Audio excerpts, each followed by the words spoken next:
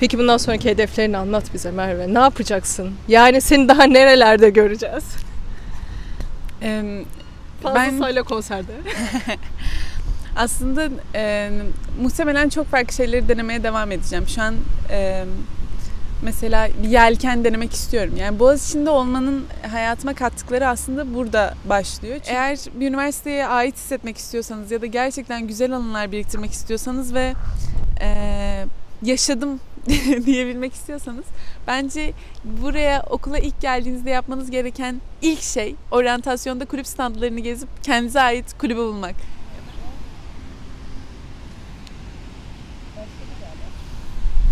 Efendim merhabalar. Bugün Boğaziçi'ndeyiz. Yani benim canım okulumda. Ve Sinem ablayı ağırlıyoruz. Hoş geldin Sinem abla. Hoş buldum sevgili Merveciğim. Ve burada kayıt boyunca bir kedinin dolaştığını göreceksiniz. Bugün bizimle birlikte. Ve konuşuyor. Belki duymuyor olabilirsiniz ama konuşuyor. Bizim kedi sinek görünce konuşuyor. Bu çılgında böyle kimi bulduysa konuşuyor. Boğaziçi'nde herkes konuşma hakkına sahip biliyorsunuz arkadaşlar. Her ne kadar sistem değiştirilmeye çalışsa da. Neyse. Harika bir gözlem. Bugün Merve ile neler konuşacağız bakalım. Biraz spontane olacak. Ne zamandır ben Merveciğimle video çekmek istiyordum.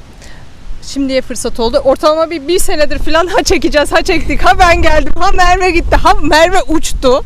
Merve Bosna'ya gitti. Şey gibi, Merve Gül okulda. Şimdi Merve'lerin yaşıtlar bilmez büyük olasılıkla. Eskiden fişler vardı. Sen onu biliyor musun? Biz fişlerle haberdar.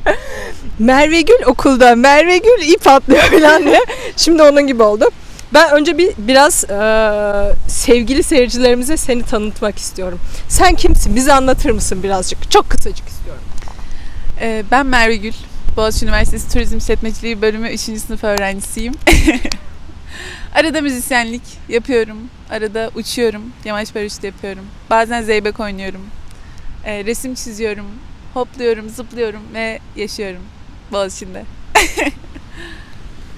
Bence en güzeli de bu. Şimdi videoda bahsedeceğim, unuturum diye şimdi bahsetmek istiyorum. Merve tanıdığım üniversite hayatını en güzel yaşayan insanlardan bir tanesi.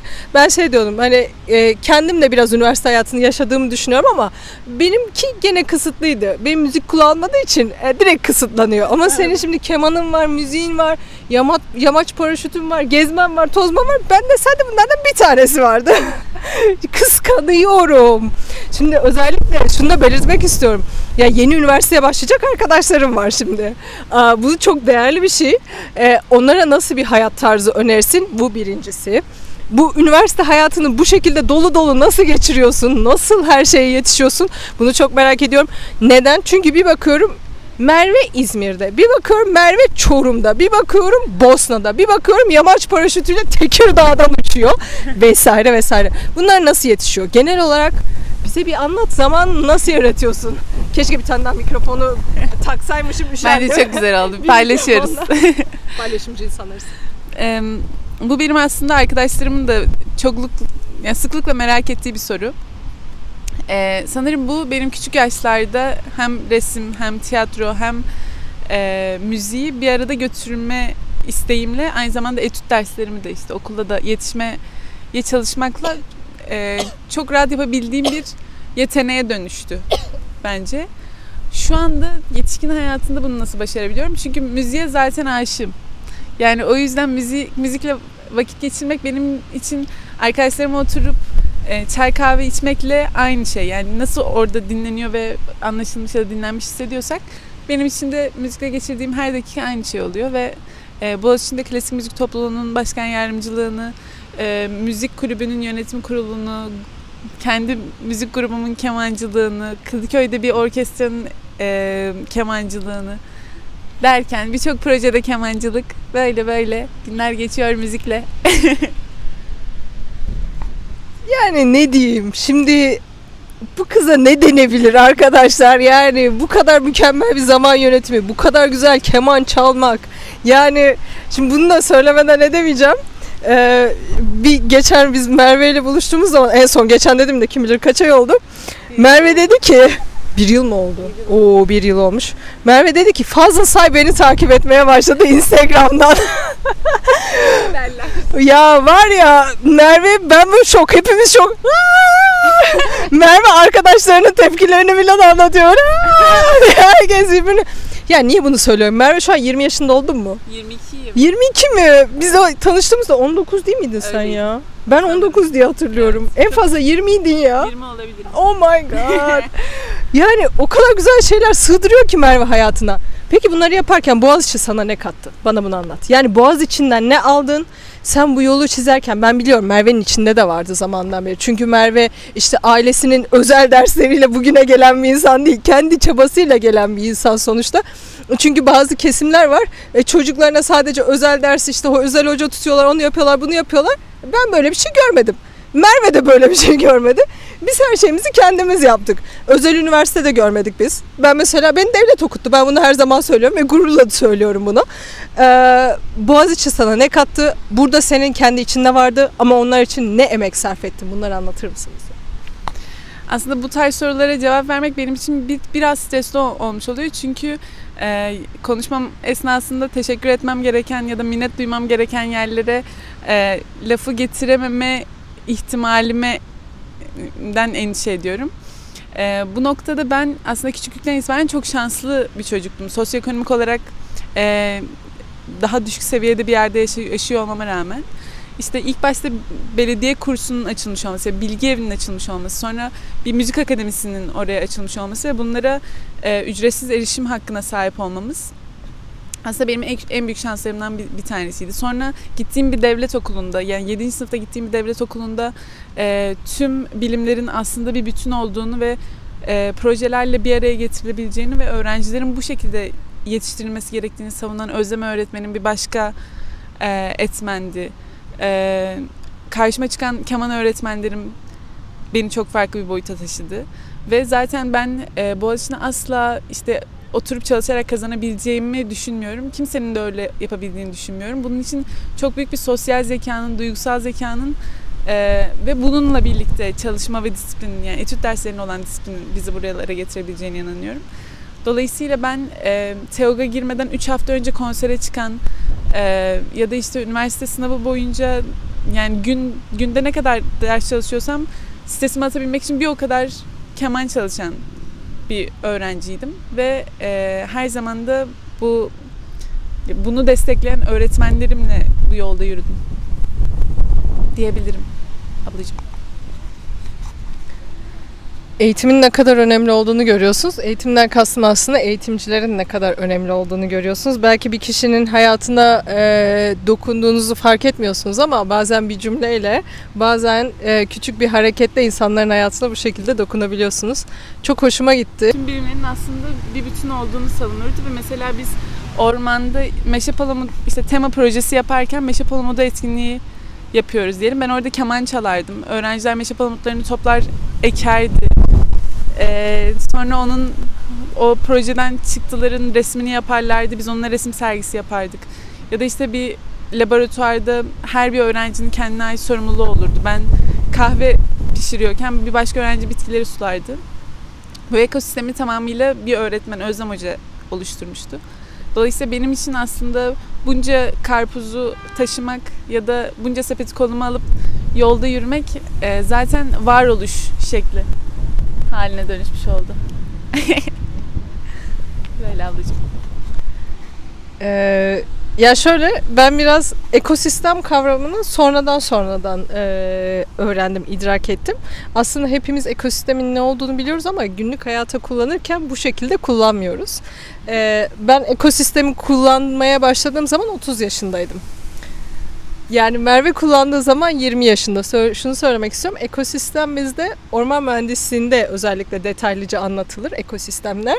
Merve bunun içinde aslında bir öğretmenin sayesinde büyümüş. Ben bunu söylemek istiyorum. Bunun içinde büyümüş dediğim zaman da 15 yaşında filandı büyük olasılıkla. En fazla 15 yaşındaydı. Evet. Ya öğretmenlere buradan teşekkür ediyoruz. Böyle yenilikçi öğretmenlere teşekkür ediyoruz. Gençlerin hayatına dokunan öğretmenlere teşekkür ediyoruz. Teşekkür ediyoruz. Onlara minnettarız. Evet, kesinlikle. Peki bundan sonraki hedeflerin ne Merve? Yani sonuçta kolay değil. Koskoca Boğaziçi'ni kazandın. Şimdi kimse bana şey yapmasın. İşte koskoca Boğaziçi demeyin. Yani Türkiye'nin ilk 5 üniversitesinden bir tanesi. Ki bana kalırsa ilk böyle 2-3 tanesinden bir tanesi. Bu arada ben Merve sayesinde 15 senenin üzerine ilk defa Boğaziçi'nin kampüsüne geldim. Ben geldiğim zaman daha üniversite öğrencisiydim. Şimdi o yüzden ya şurada yürüyüşümü ilk hatırlıyorum. Boğaziçi'nin görüşümü. O kadar etkilendim ki tekrardan. Yani 15 senenin üzerine gene şu hisse kapılmak. Bir de küçük bir üniversitede okuyup bu noktalara geldiğiniz zaman, yani buraları gördüğünüz zaman köklü üniversite kavramını da görüyorsunuz. Üniversitenin size katabildiğini ya da katmakta olanını görüyorsunuz. Bunlar çok güzel. Peki bundan sonraki hedeflerini anlat bize Merve. Ne yapacaksın? Yani seni daha nerelerde göreceğiz? Fazlasıyla konserde. Aslında muhtemelen çok farklı şeyleri denemeye devam edeceğim. Şu an mesela bir yelken denemek istiyorum. Yani Boğaziçi'nde olmanın hayatıma kattıkları aslında burada başlıyor. Çünkü bir karar verdikten sonra onu zaten hali hazırda yapıyor olan çok fazla arkadaşınız oluyor. Ya da bir anda kampüste işte bir odaya girdiğinizde orada enstrüman yapımcısı ve gayet işinde başarılı bir insanla tanışabiliyorsunuz. Ya da işte çok iyi fotoğraf çekeni, yani hayatında farklı kulvarlarda da kendini çok iyi eğiten çok fazla insan oluyor. Dolayısıyla aslında bu 2 yılımı da farklı şeyler deneyerek geçirmeyi istiyorum. Okuldan sonraki kısımda da şu anki hedefim büyük etkinlikler ve sempozyumlar, yani sempozyumlar, festivaller organize etmek. Çünkü şu ana kadar farklı gönüllülük tecrübelerim oldu ve orada o festival ruhunun insanlara ne kadar iyi geldiğini ya da o topluluğu nasıl şekillendirdiğini, umut verdiğini fark ettim ve benim için onun organizasyon tarafında olmak da çok onur verici, çok keyif verici bir şey olur diye düşünüyorum. Dolayısıyla hayatımda bir de işte benim gibi kız çocuklarına fayda sağlayabileceğim ve benim gibi sosyoekonomik olarak daha düşük seviyelerden gelen öğrencilere bir şekilde projeler ya da farklı alanlarda katkı sunabileceğim bir alan oluşturabilirsem en büyük hedeflerimden bir tanesini başarmış olacağım. Yani bu aslında çok büyük, uzun bir süreç ve her an yani siz kemanınızı alıp mahallenizde dolaşırken bile bazı insanlara örnek olabiliyorsunuz bence. Dolayısıyla bu yolda da yürümem gerektiğini de biliyorum. O yüzden böyle çok somut hedeflerim olmasa bile aklımda bazı hedefler var. Bilmiyorum ne kadar somut. O zaman şimdi izleyicilerimiz bizim malum seviyorlar da bizleri diye düşünüyoruz. Merve'ye yaratıcı, şöyle güzel yurt dışı staj teklifleriyle gelebilirsiniz. Bunlarla ilgili bir yazın lütfen. Çünkü genelde böyle farklı bizi Prag'la tanıyorlar, biliyorsun Merve. Genelde Orta Avrupa turlarıyla tanınıyoruz. Ama biz daha çok böyle insanları da desteklemek istiyoruz. Yani desteklemekten kastım, ben biliyorum. Merve 10 sene sonra çok iyi bir noktaya gelecek. Ve onun o potansiyelini de hissediyorum. Görüyoruz da. Yani bunu da küçük bir stajla, küçük dokunuşlarla iyi noktalara gelmesi için desteklememiz gerekiyor. Siz seyircilerin de malum bu konuda biraz üzerinizde artık vebali mi var diyeyim, neyi var diyeyim bilmiyorum. Sizin de hakkınız var. Bir bakın, araştırın, aklınıza gelen güzel bir staj yeri olursa link atın. Bunları değerlendireceğiz. Çok isteriz. Evet, kesinlikle yaratıcılığa ihtiyacımız var. Ben size, bu benim için çok önemli gerçekten. Okula ilk gelen insanlarla her karşılaştığımda ve herhangi bir kulübe üye olmadığını öğrendiğimde çok üzülüyorum ve onları hemen bir yerlere yönlendirmeye çalışıyorum. Şimdi geldiğinizde ismini bile bilmediğiniz birçok kulüp olduğunu fark edeceksiniz. İşte ben Yamaç Paraşütü'ndeyim. Yelken kulübü, tiyatro kulübü, müzikal, işte fotoğrafçılık, güzel sanatlar ve şu an hani sayamadığım zeybek, çok farklı dansların dans. Dolayısıyla bence tüm oryantasyonda tüm standlara uğrayıp ikna edilmek çok muazzam bir şey. Yani ben şu an yine 10 tane kulübede üye olabilirim, yani şu an var olduğum kulüpler dışında. Çünkü o ortamlara girdiğinizde bir anda sizinle aynı renklere sahip insanlarla karşı karşıya oluyorsunuz ve üniversite hayatınız yalnız kesinlikle geçmemiş oluyor ve çok güzel üreterek geçmiş oluyor. Bence yani ömür boyu yetecek kadar tatmin verecektir size. Bunu söylemek istiyorum. Bunun dışında Boğaziçi'nin dışına çıkmasanız da hayatı çok rahat geçirebilirsiniz ama ben üniversitemin ilk yılını, ilk hazırlık senesini haftada 3-4 tiyatro oyununa giderek, tiyatro oyunu, konser, festivaller giderek geçirmiştim. Tabii ki o zaman ekonomimiz daha iyiydi ve bunları karşılayabiliyordum ama şu anda da yine belediyelerin ücretsiz konserleri ya da işte Cemal Reşit Rey'de çok uygun fiyata konserler, bunları bana sorarak öğrenebilirsiniz. Zaten şu an müzik kulübünde de klasik topluluğumuzun işleyişinden sorumluyuz. Orada da çok farklı konserleri hep birlikte toplanıp gidiyoruz ya da birlikte aktiviteler buluyoruz, yapıyoruz. Böyle üniversite hayatında arkadaşların çok çok önemli olduğunu düşünüyorum ve tamamıyla üniversite hayatımızı şekillendiren unsurlar olduğunu düşünüyorum. O yüzden çok önem veriyorum herhangi bir kulübe dahil olmaya. Böyle ablacığım. Demin şunu eklemek istiyorum. Bahsederken Boğaziçi'nin kattıkları ya da işte insanların sosyalleşmesini ben Teoman'ın biyografisinde okuduğum zaman bumerang gibi yani anlatıyordu orada Teoman. Okuldan atılıyor, geri geliyor. Sınava giriyor, geri geliyor. Yani ben buranın havasını seviyorum diyor. Bu üniversitenin havasını seviyorum diyor. Kesinlikle. Şimdi yeni tercih yapacaklar ya da yapılıyor mu? Yok. Sınavlar açıklandı. Tercih zamanı. Tercih de bitti. Bitti mi tercihler? Yaptılar mı? Yani iyi bir üniversiteye gelmenin farkını göreceksiniz. Ya küçük bir yerdeki Taşra Üniversitesi'nde okumakla bunu dışlamak olarak söylemiyorum kesinlikle. Sadece eğitim farkından bahsetmek istiyorum. Çünkü ben de küçük bir üniversitede okudum ilk lisansımı. Aradaki farkı biraz daha anlayabiliyorsunuz. Ya da böyle köklü bir üniversiteye geldiğiniz zaman farkı görebiliyorsunuz. Bir de demin zeybek derken aklıma geldi. Şu meşhur hocaların mezuniyette zeybek oynadığı burada mı oynuyorlardı? Boğaziçi'nin miydi, ODTÜ'nün müydü? Onu bilmiyorum, cahilliğime ben ama. Yok lütfen. Şey Ya bundan yanlış hatırlamıyorsam 10 sene önce mi neydi? Hocalar böyle çıkıp o kadar güzel bir zeybek oynamışlardı ki.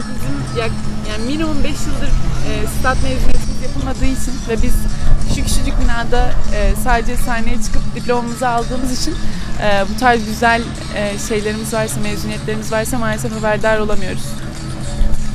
Doğru, artık stat mezuniyetleri de yok. Birçok mezuniyet çeşitleri de yok. Eskiden şeyler vardı, şimdi var mı bilmiyorum. Bizim zamanımızda bahar şenlikleri vardı. Bir ara yasaklandı sanki. Bahar şenliği var mı bilmiyorum. Taş odamız var. O hala devam ediyor çok şükür. O ne bilmiyorum. Taş oda bahar geldiğinde bizde de bahar şenliği gibi tam olarak bu alanda bir de arka alanda bir sahne daha kurulacak şekilde müzik kulübünün organize ettiği ve yalnızca Boğaziçi'nin yetiştirdiği müzisyenlerin çıkıp sahneye çıkıp kendi gruplarıyla çıktıkları bir şenlik inanılmaz oluyor. Seni mutlaka davet ederim Turgut abiyle birlikte. İsterim. İsteriz. Bu yılı hatta biz organize edeceğiz çünkü BÜMK yönetim kurulundayım. O yüzden heyecanlıyız. Başka üniversitelerinde böyle bilmiyorum var mı özel günleri ya da özel yaptıkları etkinlikler, yoruma yazarsanız biz de bu konularda bilgilenmiş oluruz. Bence değerli.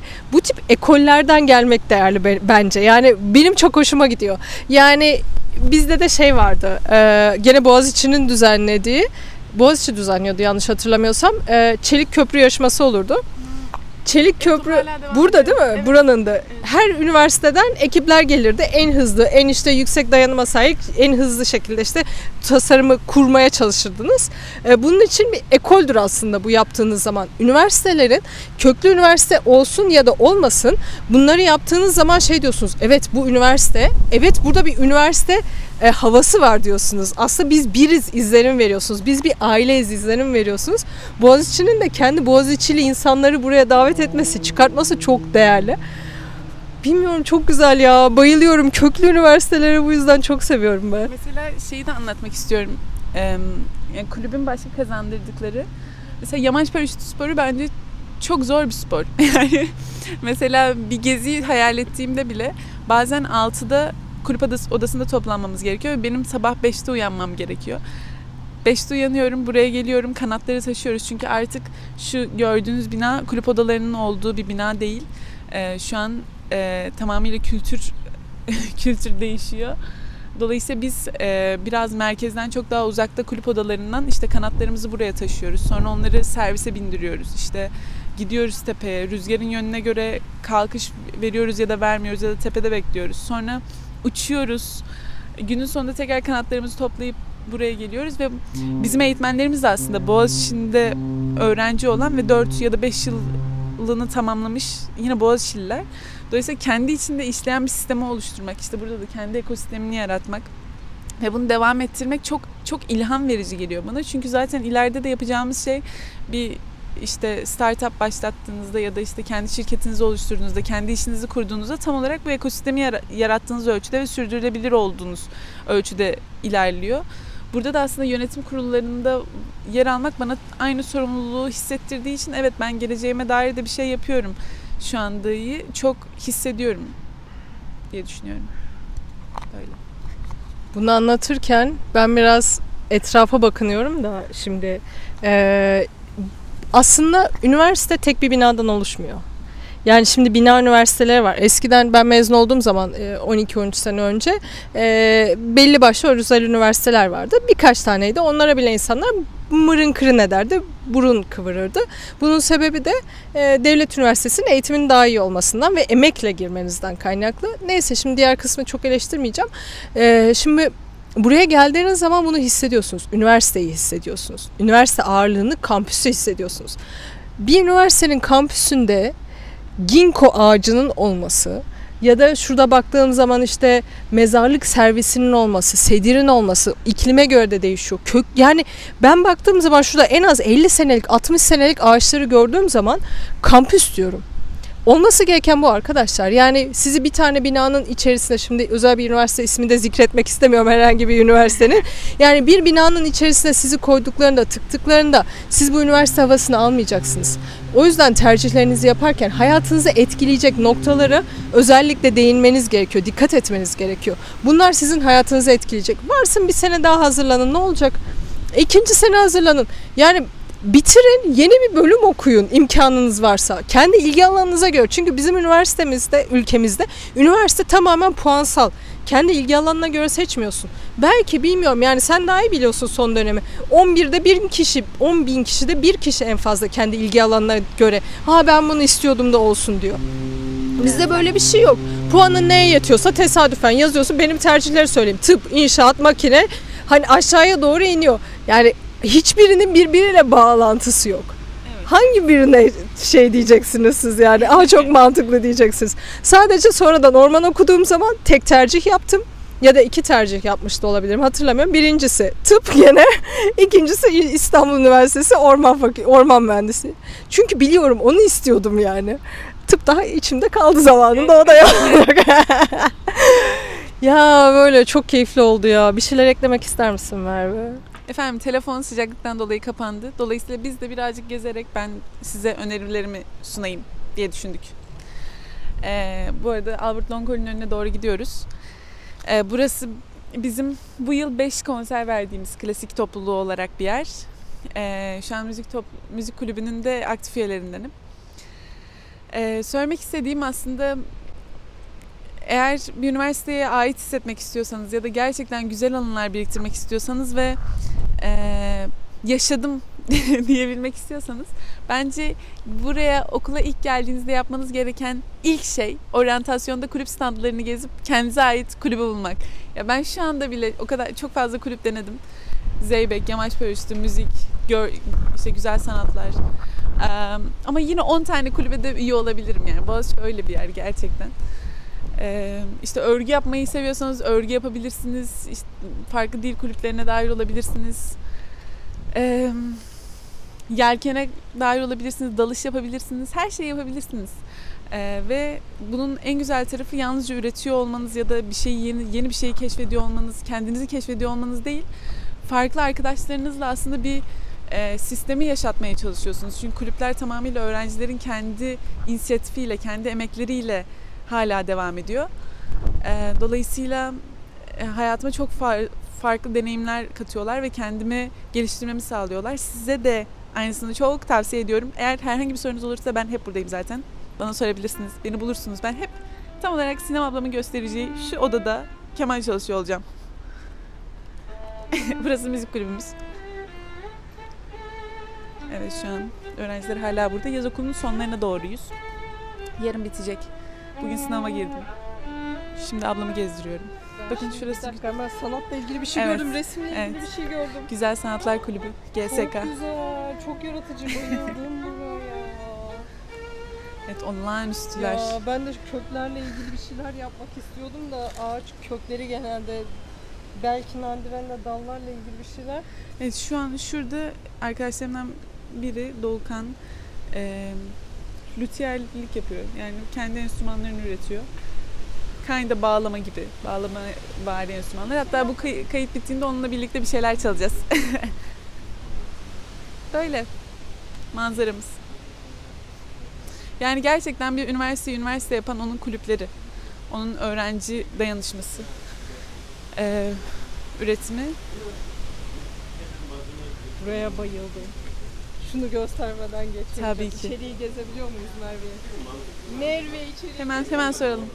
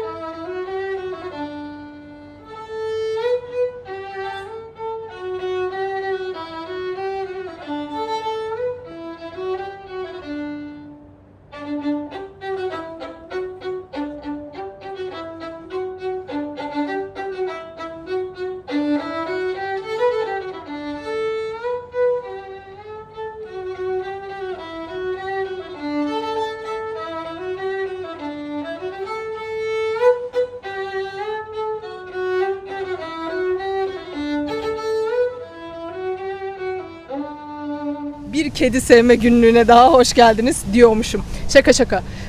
Şimdi bizim parça parça videolarımız gitti biliyorsunuz, ısındı diye telefon. Akademiyle alakalı biraz konuşuyorduk. Akademisyenlere yapılan baskıdan biraz bahsetmiştik. Üzüldüğüm noktadan bahsedeyim ben. Merve'ye de ondan sonrasında kapanış için vermek istiyorum mikrofonu. Bizim bir sürü bu gibi güzel üniversitede akademisyenlerimiz var. Boğaziçi yani Türkiye sıralamasında ilk 5'e girer kesinlikle. Belki hani ilk birkaç tane üniversitenin içerisindedir. Dil konusunda ana dili neredeyse İngilizce buradaki akademisyenlerin. Şimdi yüksek lisansta ya da doktorada bazı üniversitelerde dil barajını kaldırdılar.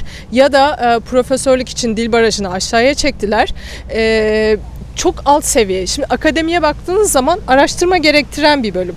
Yani akademiden devam etmek istiyorsanız araştırma yapmanız gerekiyor. Uluslararası makaleleri taramanız gerekiyor. Yazıları okumanız gerekiyor. Bunun için de mecburen şu an dil İngilizce olduğu için evrensel dil İngilizceye ihtiyaç var. Bu gibi özel üniversitelerde insanların bu kadar iyi İngilizcesi varken aslında diğer üniversitelerde ya da daha az çalışan üniversitelerdeki, daha az çalışan akademideki insanların yerine buradaki üniversitelere baskılar uygulanıyor. Buradaki araştırmacılara baskılar uygulanıyor. Bu çok üzücü bir durum.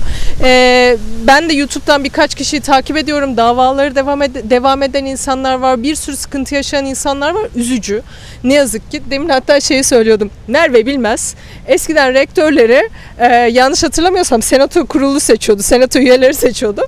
Çok eski dönemlerde, benim üniversite zamanlarımdan bahsediyorum. Ne yazık ki böyle güzel günler de vardı. Şu an ne yazık ki diyoruz. Maalesef ki böyle günlere geldik. Neyse sevgili Merveciğim, eklemek istediğim bir şey var mı? Ya Boğaziçi'ndeki her öğrencinin iliklerine kadar baskıyı, şiddeti ve kimi zaman ümitsizliği de içinde barındıran bir ortamda bulunduğunu düşünüyorum.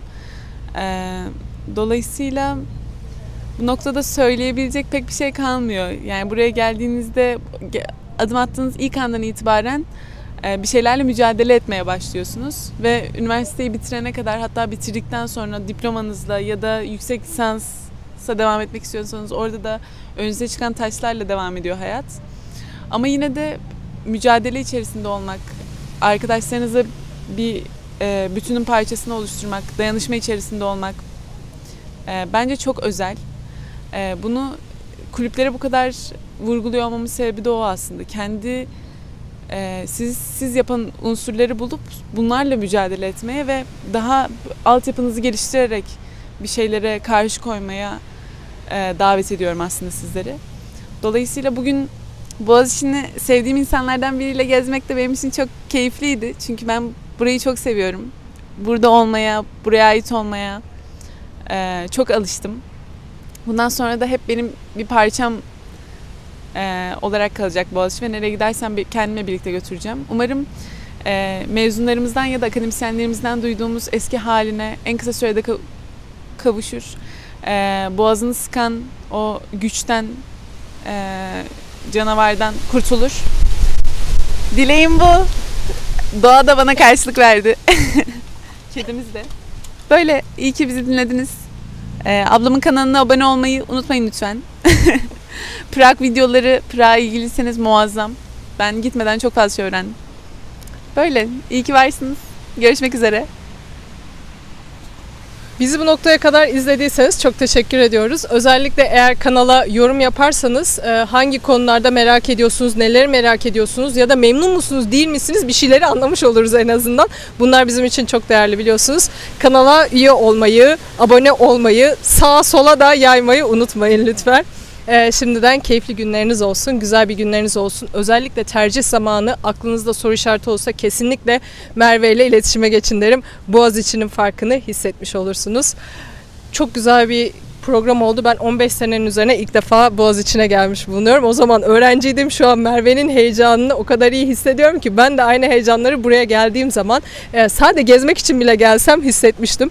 Çok güzel ve hiçbir şey değişmemiş bu arada. Şey olarak, yapı olarak hiçbir şey değişmemiş.